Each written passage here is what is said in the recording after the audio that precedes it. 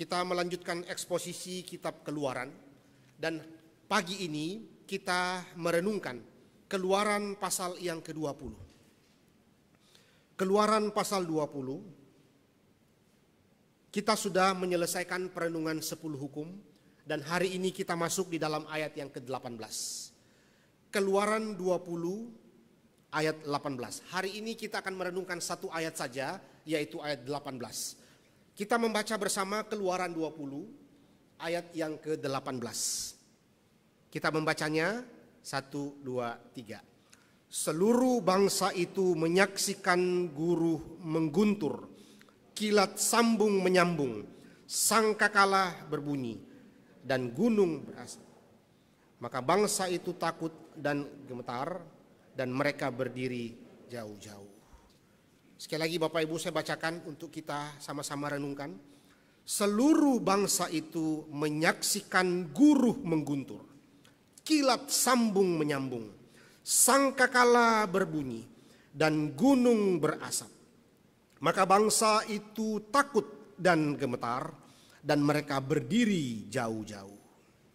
Bapak Ibu saudara sekalian yang dikasihi Tuhan, di awal perenungan kita ini ada pertanyaan yang penting untuk kita sama-sama renungkan. Apa yang membuat seseorang itu takut? Apa yang membuat seseorang itu takut? Mengapa timbul perasaan takut? Saya kira kita semua pernah berhadapan, pernah mengalami yang namanya perasaan takut. Takut karena apa? Takut karena kehilangan sesuatu? Takut karena sesuatu yang kita hormati? Takut karena sesuatu yang menakutkan? Biasanya manusia takut terhadap sesuatu yang membahayakan dirinya, atau terhadap seseorang yang jauh lebih berkuasa darinya. Kalau kemudian bangsa Israel telah melihat kehebatan Yahweh yang telah memimpin mereka keluar dari Mesir, yang telah bahkan sebelumnya telah memberikan 10 tulah di Mesir, telah membebaskan mereka, bahkan menyeberangkan mereka melalui laut Teberau yang begitu menakutkan itu. Bagaimana kita juga melihat mereka itu, Tuhan itu mengalahkan tentara Mesir yang begitu kuat saat itu. Bagaimana Tuhan yang pelihara hidup mereka di padang gurun dengan manna, burung puyuh, air dan sebagainya. Mereka begitu takjub, mereka begitu heran melihat kehebatan dan kuasa Tuhan yang telah membebaskan mereka dari perbudakan di Mesir. Tetapi sekarang kenapa Israel itu takut dan gentar? Dikatakan di dalam ayat yang ke-18, mereka itu takut dan gemetar. Takut dan gemetar, saudara. Saudara, kalau kita lihat fenomena yang terjadi di situ, saudara, kita melihat beberapa hal.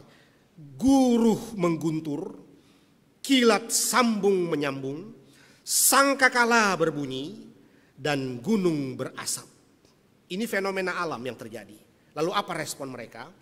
Mereka itu takut, gemetar, berdiri jauh-jauh. Hari ini kita akan merenungkan bagaimana respon bangsa Israel ketika sudah mendengarkan 10 perintah daripada Tuhan. Ketika sekali lagi Tuhan memberikan satu fenomena, mereka menyaksikan guru yang mengguntur, kilat sambung menyambung, sangkakala berbunyi, gunung berasap. Dan itu adalah tanda kehadiran Tuhan. Itu adalah tanda kehadiran Tuhan. Dan saudara lihat apa yang terjadi di situ. Ini mengingatkan kita apa, saudara? Ketika di sana dikatakan ada satu kata yang mengingatkan tentang ada kehadiran Tuhan yang nyata bagi mereka. Saudara lihat di dalam kata bahasa Ibrani yang dipakai di dalam kata kilat sambung menyambung. Ada kilat di situ, saudara. Ya, ada kilat, ada kayak petir begitu ya. Saudara, ternyata di dalam bahasa Ibrani yang dipakai di sana, kata di sini itu tidak biasa, dan itu dapat diterjemahkan seperti obor ya, kilatan, bola api begitu ya. Dan ini adalah kata yang sama digunakan di dalam simbol kehadiran Allah yang kita bisa lihat itu ketika Allah menyatakan dirinya kepada Abraham. Mari kita lihat di dalam Kejadian pasal yang ke-15. Di dalam Kejadian pasal 15 ayat yang ke-17, di situ Allah menyatakan kehadirannya kepada Abraham. Ketika Allah membuat perjanjian Abrahamic Covenant, di dalam bahasa teologi kita biasa kenal Abrahamic Covenant atau perjanjian Allah dengan Abraham, Allah menyatakan dirinya. Kenapa Allah menyatakan dirinya? Karena Allah menjawab keraguan Abraham. Tuhan melewati potongan tersebut. Coba kita lihat ayat 17, Kejadian 15. Ayat 17, saya bacakan. Ketika matahari telah terbenam dan hari menjadi gelap, maka kelihatanlah perapian yang berasap beserta sulu yang berapi lewat di antara potongan-potongan daging itu. Tanda kehadiran Tuhan untuk menjawab keraguan Abraham. Bagaimana supaya Abraham itu diyakinkan ada kehadiran Tuhan? Melalui apa? Melalui perapian yang berasap. Di situ dikatakan sulu yang berapi. Sulu yang berapi, saudara, ya, lewat di atas potongan itu. Sulu yang berapi, saudara, bisa bayangkan ya, sulu yang berapi. Ya, seperti kilat yang menyambar begitu di atas potongan itu. Itu berarti apa? Ada tanda kehadiran Tuhan di sana. Nah, bahasa Ibrani yang sama dipakai di dalam pernyataan ayat yang ke-18 ini, saudara. Untuk menyatakan apa? Simbol kehadiran Allah. Menyatakan kehadiran Allah di sana. Tetapi menarik untuk kita renungkan lebih jauh di sana. Allah yang baik, tetapi juga Allah yang menakutkan. Allah yang baik, tetapi Allah yang dahsyat. Dan menggetarkan seluruh alam saat itu. Kita lihat ya, guru mengguntur, saudara ya. Kilat sambung menyambung, sangkakala berbunyi, gunung berasap. Saudara, ini berarti bahwa Allah sedang mau menyatakan kuasanya di dalam kehadirannya. Saudara, memang Israel sudah tentu menguduskan dirinya. Karena memang itu adalah satu tanda panggilan agar mereka ingat kembali bahwa mereka harus menguduskan dirinya. Dan saudara, kalau kita ingat kembali ke Keluaran pasal 19. Bukankah, khususnya ayat yang ke-10 sampai 15, saudara. Bukankah mereka sudah dipanggil atau sudah diperintahkan Tuhan sebelum mendengarkan 10 hukum itu untuk menguduskan dirinya? Mengapa sekarang Tuhan seperti memerintahkan kembali mereka untuk menguduskan dirinya? Jadi saudara perhatikan polanya. 10 perintah, ada panggilan menguduskan diri. Sekarang setelah 10 perintah diberikan, kembali lagi ada seperti bukan seperti lagi, tetapi memang kehadiran Tuhan di situ untuk apa? Dan Musa sangat jelas mengatakan bahwa ini juga mengingatkan mereka untuk kembali mengingat pengudusan hidup. Agar mereka ketika bertemu dengan Tuhan, ada ingatan mereka untuk menguduskan hidup mereka. Saudara-saudara sekalian, maka kita lihat kembali ya Keluaran 19 ayat 10 sampai 15. Ini adalah satu pola yang menyimpulkan sesuatu prinsip kebenaran. Menegaskan bahwa Allah menuntut umatnya untuk tidak bermain-main dengan perjanjian hukum-hukum Allah. Dan terus-menerus pengudusan hidup dilakukan di dalam hidup mereka. Bukan hanya secara ritual atau lahiriah saja semata-mata dalam aspek hidup mereka. Tetapi mereka terus ingat ada kehadiran Tuhan di sana. Ada kehadiran Tuhan di sana. Maka ketika mereka sadar ada Allah yang hadir di dalam kehidupan mereka, maka apa yang harus mereka lakukan? Hidup kudus. Nah saudara, nanti kita lihat inilah problem utama kekristenan hari ini. Mengapa sudah mulai banyak orang Kristen yang telah kehilangan takut akan Tuhan? Mari kita merenungkan lebih jauh tentang hal ini, saudara. Ketika kita lihat kembali apa yang dikatakan di dalam bagian itu. Dan ketika bangsa Israel melihat, apa respon mereka? Ada 3 kan tadi ya, kita lihat ya. Ada 3 respon mereka. Mereka takut. Mereka gemetar, saudara. Gemetar. Lalu apa, saudara? Berdiri jauh-jauh. Social distancing, ya. Berdiri jauh-jauh. Bukan terhadap bangsa Israel yang lain, saudara. Tapi memang kita baca perikop sebelumnya kan ada seperti garis yang Musa diperintahkan oleh Tuhan. Jangan dekat-dekat dengan gunung begitu kan ya. Dan itu kembali yang mereka harus ingat. Bahwa ada sesuatu panggilan untuk tidak berdekatan dengan Tuhan begitu. Nah di situ kita melihat Bapak Ibu sekalian, apa maksud Tuhan di balik itu. Saudara, mari kita telusuri lebih jauh kata-kata yang dipakai di dalam bahasa ini, saudara ya. Orang itu ketakutan, saudara. Bangsa itu reaksi pertama mereka apa, saudara? Reaksi pertama mereka ketika sudah diberikan 10 hukum itu adalah apa? Ketakutan. Ketakutan, saudara. Dikatakan di dalam ayat yang ke-18, maka bangsa itu takut. Nuah di dalam bahasa Ibrani, Nuah. Dan itu juga dipakai oleh Septuaginta. Dia menggunakan bahasa pobeo yang diterjemahkan daripada bahasa Ibrani Nuah. Apa arti daripada kata takut itu, saudara? Menunjukkan orang-orang menjadi ketakutan saat melihat. Ketakutan karena ada kecemasan di dalam batin mereka. Lalu mereka gemetar, mereka mundur menjaga jarak dengan kehadiran Tuhan di sana.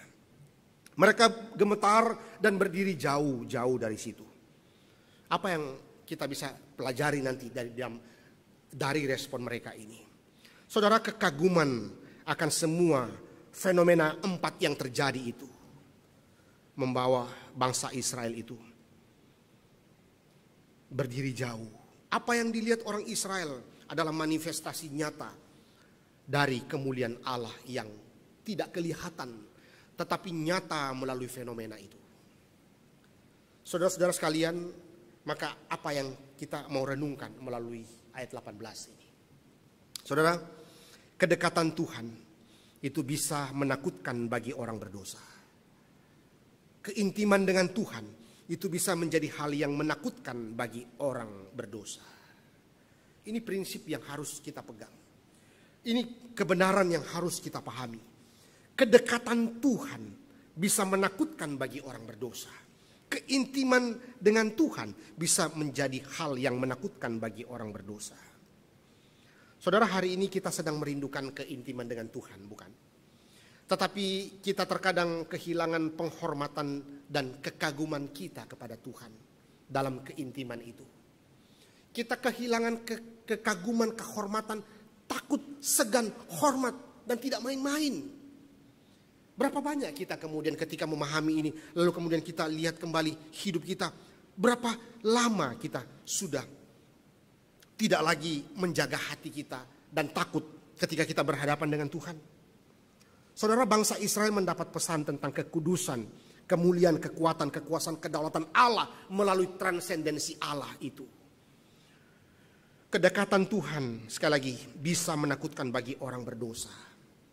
Itulah yang kita lihat dari reaksi bangsa Israel di ayat 18 ini.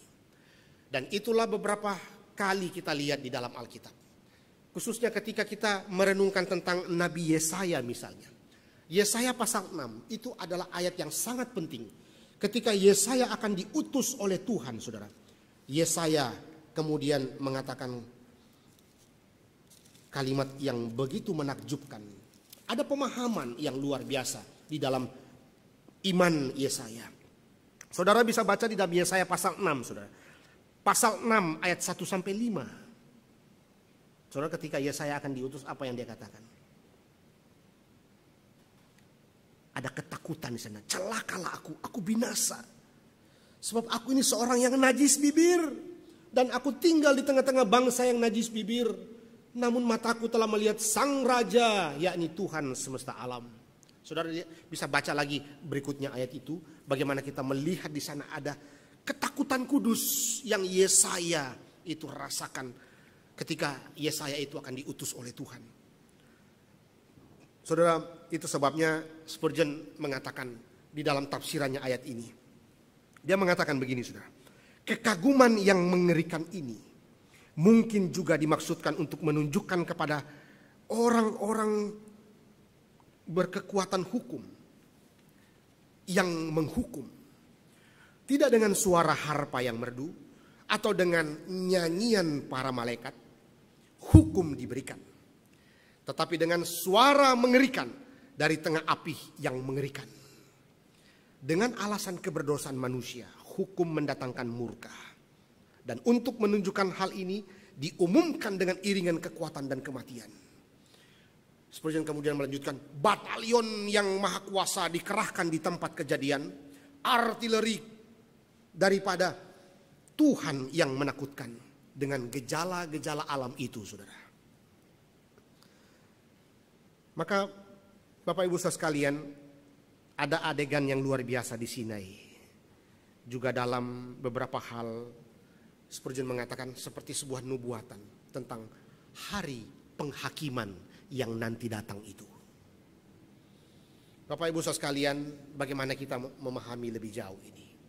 Bagaimana kita menghidupi yang namanya takut kepada Tuhan seperti ini?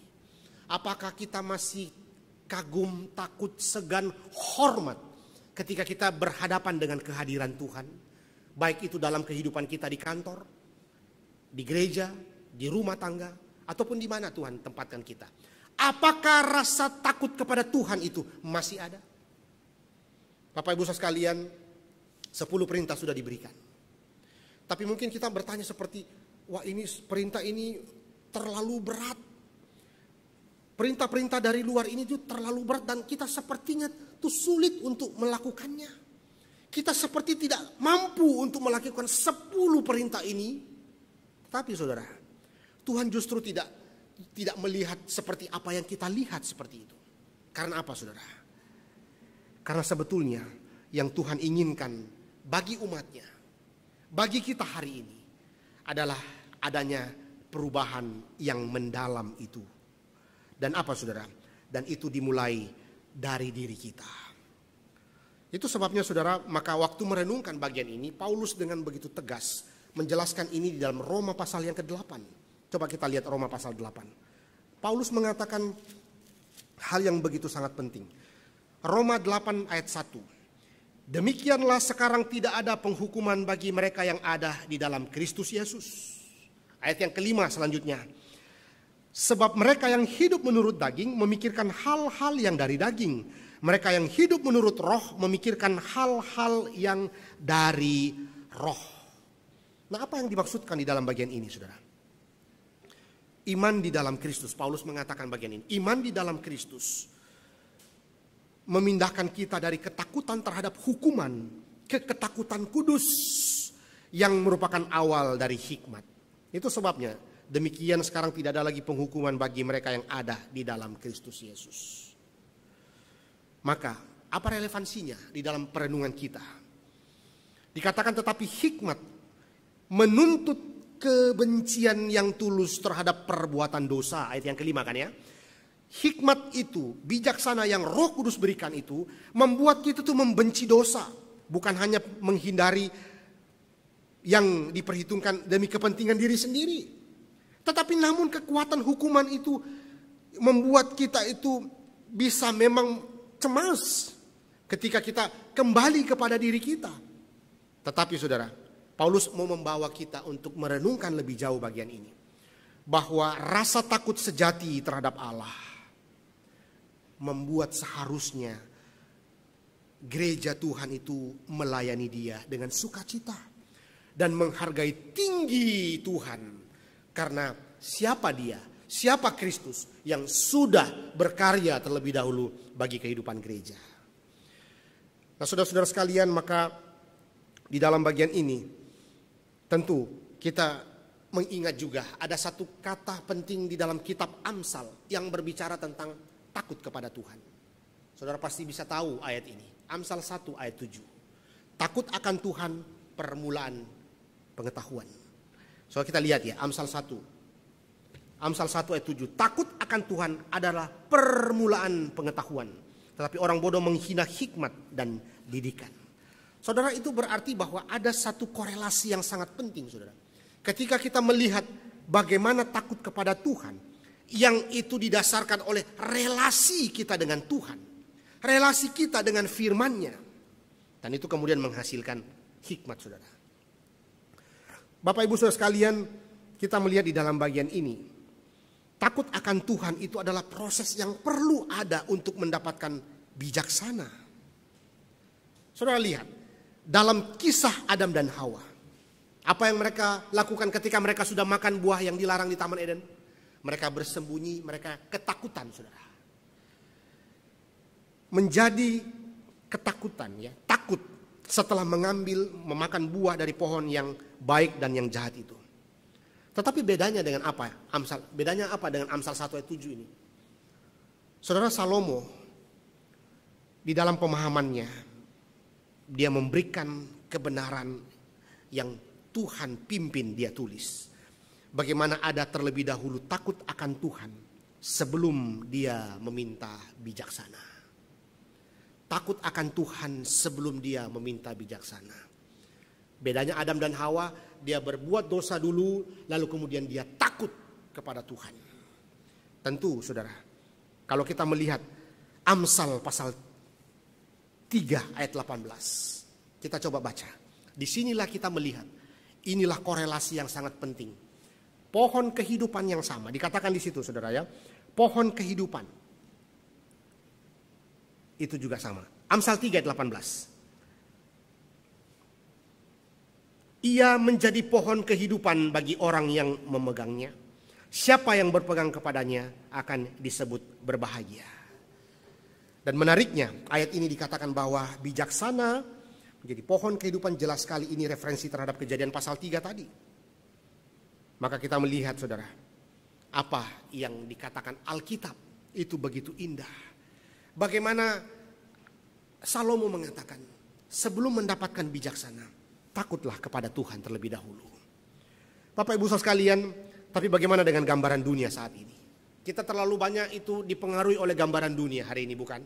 Dunia hari ini menyodorkan pengertian apa saudara tentang takut itu? Oh, takut itu sebuah kekalahan, takut itu sebuah kelemahan, takut itu sebuah kerendahan, takut itu sebuah keterbatasan. Tapi justru takut akan Allah itu memulai bijaksana, kata Salomo. Maka poin pertama saudara yang saya ingin ajak kita sama-sama merenungkan, bagaimana respon umat Allah di Gunung Sinai. Ketika mereka takut, mereka gemetar dan mereka menjauh, jaga jarak. Karena ada pemahaman tentang kekudusan Allah di sana, ada keberdosaan di dalam diri mereka. Maka bagaimana kita memahami lebih jauh dalam korelasi kita hari ini tentang takut akan Tuhan. Poin pertama saudara, bukan belenggu dari luar, namun pembentukan dari dalam. Hari ini kalau kita merenungkan kembali tentang 10 hukum, seperti kita itu kayak tertekan begitu banyaknya, jangan begini, jangan begitu, jangan begini, jangan begitu, tidak boleh begini, ya, dan sebagainya dan sebagainya. Lalu seperti kita, waduh terlalu berat, bagaimana caranya kita bisa menghidupi seperti ini dan menjalankannya? Bukan berarti kalau terlalu berat kita tidak akan lakukan, tidak saudara. Bukan berarti kalau berat kita tidak bisa lakukan. Bukan berarti kalau berat itu kita tidak boleh lakukan. Bukan itu maksudnya. Tetapi justru pada waktu kita melihat perintah Tuhan itu, mungkin cara pandang kita yang perlu dibenahi oleh firman. Apa itu saudara? Poin pertama, bukan belenggu dari luar itu yang seharusnya menjadi fokus kita dengan perintah-perintah Tuhan itu.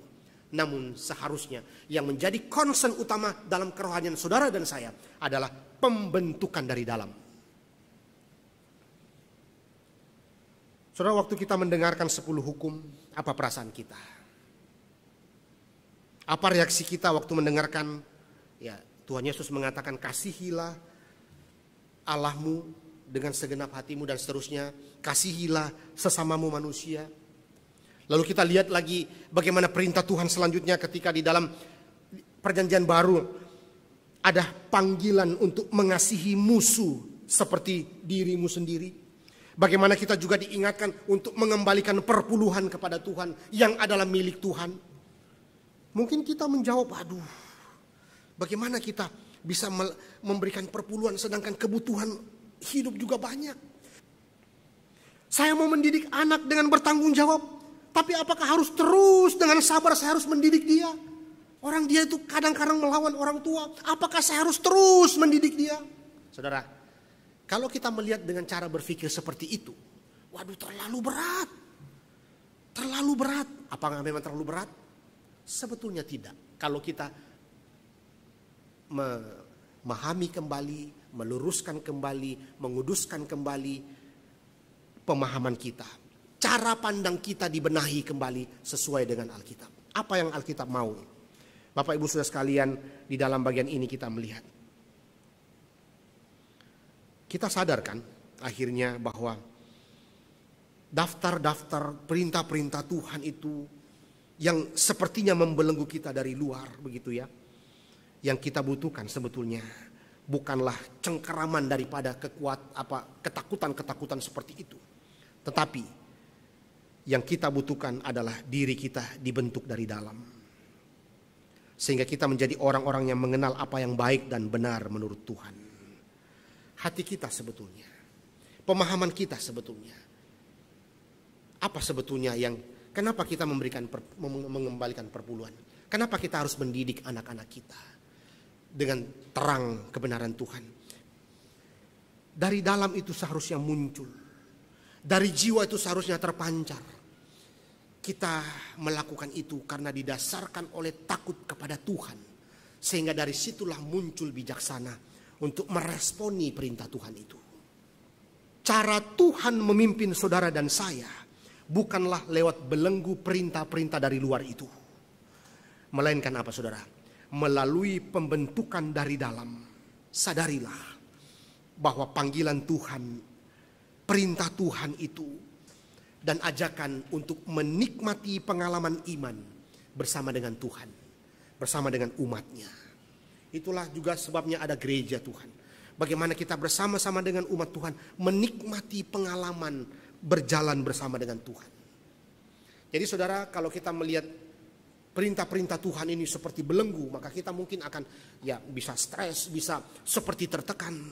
Tetapi saudara, di dalam Kristus kita memahami lebih jauh. Bahwa justru dari situlah kita memahami dari dalam.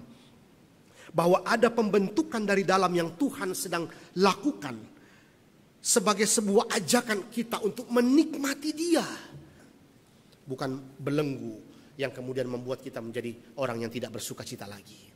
Saudara, seharusnya orang Kristen itu adalah orang yang penuh dengan sukacita.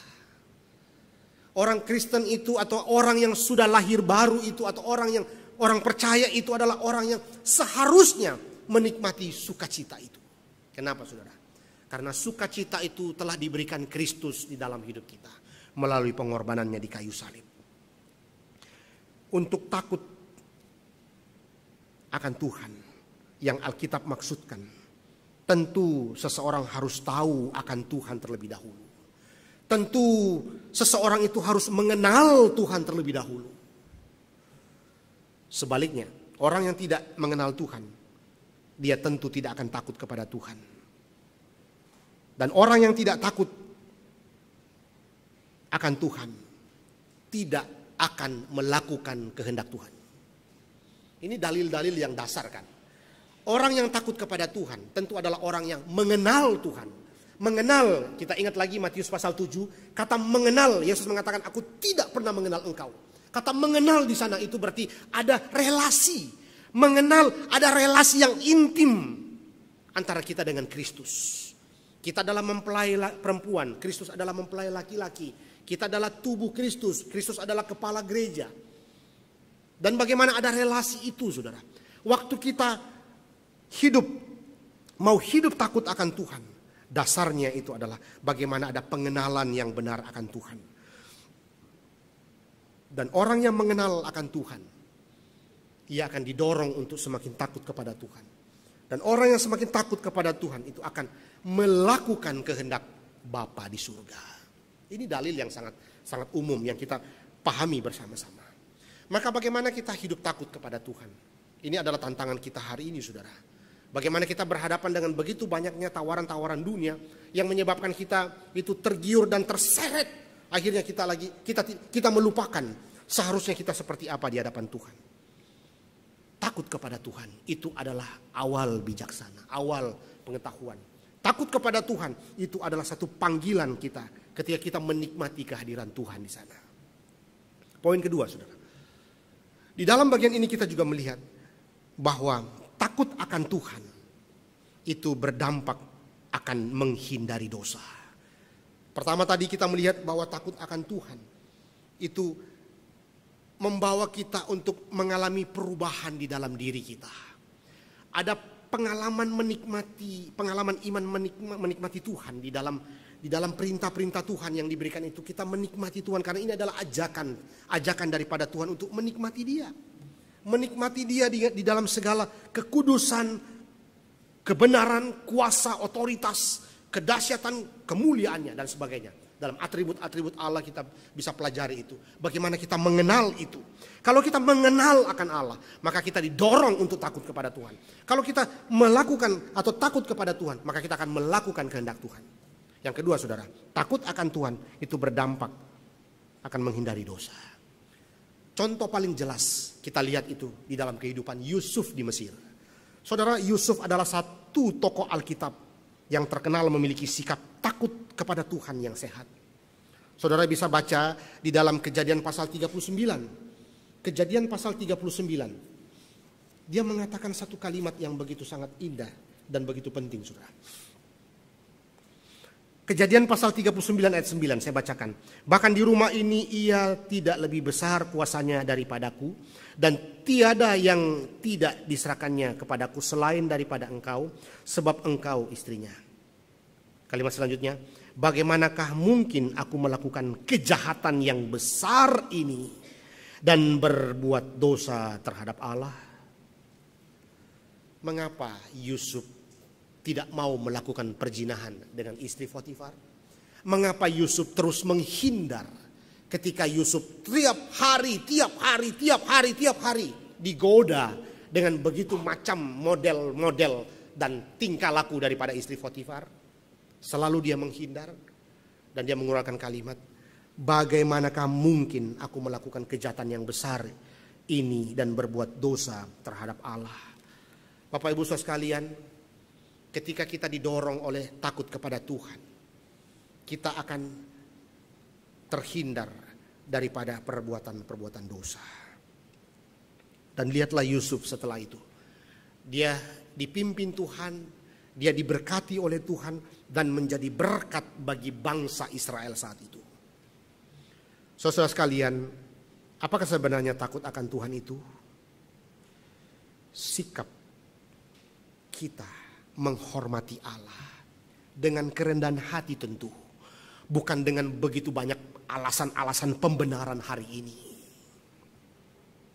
Takut akan Tuhan itu sepenuhnya sikap hati yang mau tunduk dan menjalankan perintah Tuhan dengan sukacita, sehingga menghasilkan ekspresi keluar yang semakin serupa dengan Kristus. Saudara, maka disinilah kita melihat semakin kita melakukan kehendak Tuhan, semakin kita meneladani Kristus, maka itu didasarkan oleh sikap kita takut kepada Tuhan. Saudara, kasih Allah yang besar itu telah dinyatakan bagi kita melalui kehadiran Kristus yang menanggung dosa kita melalui salib. Maka sebetulnya apa yang menjadi ketakutan kita paling besar itu sudah ditanggung oleh Tuhan Yesus. Sehingga respon kita sebaliknya, bagaimana ada hati yang sungguh-sungguh, hati yang sungguh-sungguh untuk menghormati Tuhan. Saudara, kalau kita melihat bagian ayat 18, saudara, sekali lagi, ketika Tuhan telah turun ke gunung itu, lihatlah 3 respon mereka. Ada respon emosional. So perhatikan ya, ada respon emosional, mereka takut. Ada respon fisik, mereka gemetar. Dan ada respon hati mereka berdiri jauh dari gunung itu. Saudara, apakah ini juga masih ada dalam hidup kita hari ini ketika kita berhadapan dengan kehadiran Tuhan? Ataukah kita masih terus bermain-main? Baik itu di kantor, baik itu di kamar hotel ketika kita bertugas di luar kota dan sendiri. Baik itu ketika kita diberikan jabatan penting dan kemungkinan banyaknya keuangan-keuangan memungkinkan kita dalam tanda kutip bisa jatuh dalam dosa. Apakah ketika kita melihat rumah tangga kita misalnya? Apakah ketika kita melihat anak-anak kita misalnya? Apakah ketika kita melihat rekan kerja kita di kantor misalnya? Dan begitu banyak aspek dalam hidup kita. Apakah kita masih bermain-main dan mengatakan, oh, tidak ada Allah di sini? Saudara, mengapakah orang itu bisa berbuat dosa? Atau mengapakah orang itu tidak takut kepada Tuhan? Saudara, prinsip yang sangat jelas. Karena mereka tidak sadar ada kehadiran Tuhan di sana. Bahkan mereka tidak Tidak, bahkan mereka menolak kehadiran Tuhan di sana. Sehingga apa saudara? Merasa diri tidak ada yang lihat dan sendiri akhirnya jatuh dalam dosa. Tidak saudara, kita tidak dipanggil demikian adanya. Justru orang yang sadar bahwa dia adalah anak Tuhan, itu berarti ada kehadiran Tuhan di sana. Ada kehadiran Tuhan di sana yang bersama-sama dengan dia. Itu sebabnya itulah yang membuat dia itu tidak bermain-main dengan dosa. Tidak bermain-main dengan dosa. Saudara-saudara sekalian, di dalam arti yang lain kita lihat, takut akan Tuhan itu berarti bahwa Allah tidak boleh dianggap enteng. Bagaimana waktu kita melayani Tuhan, bagaimana waktu kita datang beribadah. Apakah kita sembrono santai dan bermain-main ketika ibadah, ataukah kita sungguh-sungguh takjub hormat kepada Tuhan? Saudara, kita mungkin gampang sekali mengatakan aku mengasihi Tuhan, aku mengasihi Tuhan. Tapi pertanyaannya adalah, sungguhkah kita waktu mengasihi Tuhan dan itu dibarengin dengan hidup takut akan Tuhan? Saudara sekalian yang dikasihi oleh Tuhan, Tuhan itu Allah yang besar. Takut akan Tuhan itu berarti ada satu pengakuan bahwa Allah itu berkuasa, Allah itu besar. Itu sebabnya dia bukan lelucon, dia bukan objek yang kita bisa permainkan, dia tidak sedang bermain-main. Dia bukan terapis atau sinterklas yang terus saja memberikan anugerah, berkat. Tetapi sadarlah bahwa dia juga adalah Allah yang menghanguskan, Allah yang menghakimi, Allah yang benci terhadap dosa, dan Allah yang akan menghakimi dosa-dosa manusia. Saudara, pertanyaannya adalah, masih adakah rasa takut akan Tuhan itu dalam diri kita? Ketakutan yang kudus adalah dasar perilaku yang kudus. Ketika seseorang menghormati Tuhan, dia lebih mungkin dan akan menuju kepada sebuah ketaatan. Tuhan tahu memang pencobaan yang akan datang dalam hidup kita. Tetapi dia tahu ketakutan lebih mungkin untuk mentaatinya. Tuhan tahu bahwa kita lemah. Tetapi kalau kita kemudian itu takut kepada Tuhan, itu berarti bahwa kita tahu bahwa ada Tuhan yang menopang kita dan menghalangi kita untuk melakukan dosa. Saudara, ada satu ayat di dalam tulisan Petrus, 1 Petrus pasal 1, kita baca. 1 Petrus pasal 1. Pertanyaannya bersifat retoris agar kita semua dapat merenungkan. Apakah kita memiliki rasa takut yang sehat dan kudus akan Tuhan? Mari kita baca 1 Petrus pasal 1 ayat 17. Kita baca bersama-sama seluruhnya, Bapak Ibu. 1 Petrus 1 ayat 17, 1, 2, 3. Dan jika kamu menyebutnya Bapa, yaitu dia yang tanpa memandang muka menghakimi semua orang menurut perbuatannya, maka hendaklah kamu hidup dalam ketakutan selama kamu menumpang di dunia ini. Hendaklah kamu hidup di dalam ketakutan. Petrus memaksudkan ini adalah ketakutan kudus di hadapan Allah. Kita tahu, Petrus mengingatkan jemaatnya di Asia Minor saat itu, bahwa ingatlah, jika kamu menyebutnya Bapa, yaitu dia yang tanpa memandang muka menghakimi semua orang menurut perbuatannya, maka takutlah. Takutlah selama kamu menumpang di dunia ini. Takutlah. Bapak Ibu Saudara sekalian, itulah seruan daripada Rasul Petrus. Bapak Ibu Saudara sekalian, hidup kita ini singkat. Kita tidak tahu berapa lama kita hidup, bukan? Maka takut kudus akan Tuhan sangat berharga bagi kita jika kita akan berjalan dengan cara yang berkenan bagi Tuhan. Maka dalam konteks ini kita lihat bagaimana mereka diperintahkan untuk mendengarkan 10 perintah ini, dan mereka meresponi itu dengan apa, saudara? Ketakutan. Ketakutan bukan karena ketakutan seperti apa, karena dia tahu, mereka berdosa. Mereka tahu mereka berdosa, dan karena itu mereka takut. Berdiri jauh karena mereka sadar mereka berdosa. Allah itu kudus. Bapak Ibu sekalian, mengapa Bangsa Israel sangat ketakutan karena mereka menyaksikan kedatangan Allah di sana. Kenapa bangsa Israel itu berhadapan dengan Allah? Dan mereka takut karena ada kesadaran dosa-dosa mereka. Bapak Ibu Saudara sekalian, adakah kita sadar bahwa ketika kita ada Tuhan bersama dengan kita, kemudian kita takut? Itu sebabnya saudara, sebelum perintah ini diberikan kepada bangsa Israel, sebelum-sebelumnya kehidupan manusia sebelum bangsa Israel diberikan 10 hukum ini, mereka juga sudah ada ketakutan sebetulnya. Saudara lihatlah kehidupan orang tua daripada Simson, Hakim-Hakim pasal 13 ayat 6, ketika malaikat itu datang, mereka amat takut. Lihatlah ketika Yakub itu bermimpi, Yakub begitu ketakutan dan berkata, alangkah dahsyatnya tempat ini. Kenapa saudara? Kenapa ada ketakutan yang sudah ada dalam diri Yakub, orang tua Simson? Karena itulah yang dikatakan Rasul Paulus di dalam Roma pasal 2, saudara. Bahwa hukum Allah itu tertulis di dalam setiap sanubari manusia. Karena itu, keunikan surat Roma, saudara. Paulus memulai dengan fakta dosa. Lalu kemudian disampaikanlah bahwa dosa itu mengakibatkan manusia terhilang, upah dosa adalah maut. Ya. Semua orang sudah berdosa, tetapi ada pengharapan di dalam Kristus. Setelah manusia berdosa, hukum diberikan sebagai petunjuk untuk hidup sesuai dengan kehendak Tuhan.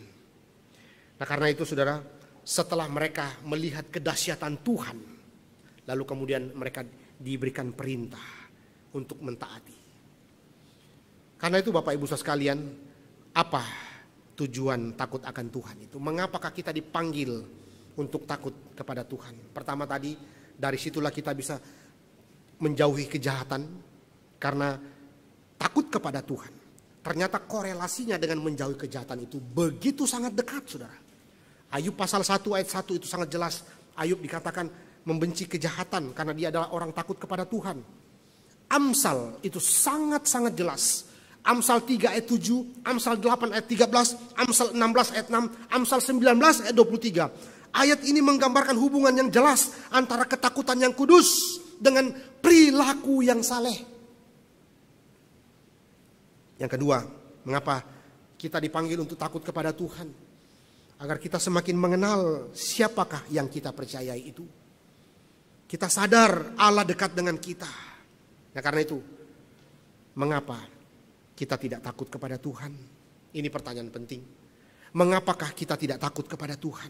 Sekali lagi saudara, karena kita tidak merasa Tuhan sedang hadir dekat kita. Kita merasa bebas. Kita merasa gampang mempermainkan anugerah Tuhan. Akhirnya kita seenaknya saja tidak menghargai anugerah Tuhan lagi. Dan rasa diri punya apa-apa. Rasa diri punya apa-apa dalam hidup sehingga bebas menentukan segala sesuatu. Saudara, mengapa orang terus mencari uang, menumpuk harta? Coba kita pikirkan secara jernih. Kenapakah? Kalau kita berpikiran manusia berdosa, mengapa orang mengumpulkan uang? Tentu salah satu aspek di dalam pemikirannya adalah agar ia bebas melakukan apa saja. Mau ke sini, besok sudah di Australia. Besok di Australia, habis itu Selasa sudah di Amerika. Terserah dia mau kemana, ada uang kok. Bebas melakukan apa saja. Akhirnya saudara, akhirnya tidak terarah, tidak kemudian bisa bertanggung jawab dalam hidupnya. Nah itu sebabnya kita harus melihat anugerah Tuhan, berkat-berkat Tuhan itu dengan benar. Bahwa sesungguhnya berkat-berkat itu Tuhan titipkan bagi kita untuk kita pakai memuliakan Tuhan. Berkat-berkat itu diberikan kepada kita untuk kita pakai untuk menjadi berkat bagi banyak orang. Bukan kemudian kita pakai seenaknya untuk memuaskan hawa nafsu kita yang berdosa. Saudara-saudara sekalian, mari kita merubah diri kita dengan kekuatan yang Tuhan berikan. Mari kita coba menjawab satu pertanyaan, kapan kita terakhir kali sudah tidak lagi takut kepada Tuhan? Mengapa kita tidak takut kepada Tuhan? Tapi pertanyaannya adalah, mengapa kita harus takut kepada Tuhan? Karena ada pemahaman dicintai. Dicintai oleh Tuhan. Ada pemahaman kita sudah diterima oleh Tuhan. Bukan ketakutan atas tuntutan hukum. Tapi kita mengasihi Tuhan. Kita takut kepada Tuhan. Karena kita tahu kita dicintai. Kita telah diterima oleh kematian Kristus. Sehingga kita diangkat menjadi anak-anak Allah. Kita dicangkokkan kepada pokok anggur yang benar. Kita boleh mewarisi anugerah-anugerah surgawi yang Tuhan berikan kepada kita melalui Yesus Kristus. Itu sebabnya Bapak Ibu Saudara sekalian, Tuhan Yesus mengajarkan kita untuk terus hidup menjalankan kehendak Allah Bapa. Bukan dengan sikap tertekan, bukan dengan sikap seperti dibelenggu oleh ketaatan-ketaatan seperti itu. Tetapi lihatlah, Tuhan Yesus memanggil kita untuk menjalankan itu. Karena kita tahu ini adalah satu tanda ucapan syukur kita kepada Tuhan. Ini adalah satu respon cinta kita kepada Tuhan yang terlebih dahulu sudah mengasihi kita. Bapak Ibu Saudara sekalian, seorang tokoh Puritan bernama Samuel Bolton, dia mengatakan hukum mengirimkan kita kepada Injil agar kita dibenarkan. Dan Injil mengirimkan kita kepada hukum lagi untuk menanyakan apa tugas kita sebagai orang-orang yang sudah dibenarkan Allah. Hukum mengirimkan kita kepada Injil untuk pembenaran kita. Injil mengirimkan kita kepada hukum untuk membingkai cara hidup kita.